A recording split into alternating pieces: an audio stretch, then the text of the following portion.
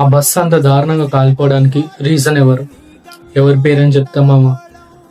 నిన్న కర్నూలు హైవే మీద ఆ యాక్సిడెంట్ జరిగిందంట.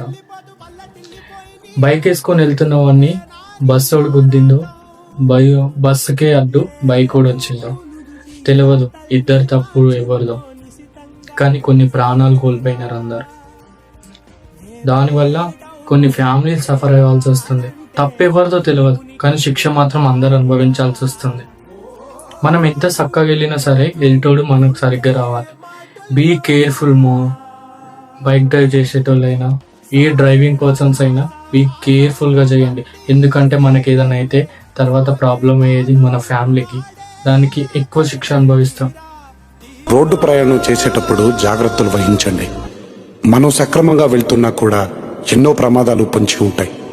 మీ మీదే ఆశలు, మీ మీదే ప్రాణాలు పెట్టుకున్న చాలామంది మీ ఇంట్లో మీకోసం ఎదురు చూస్తూ ఉంటారు.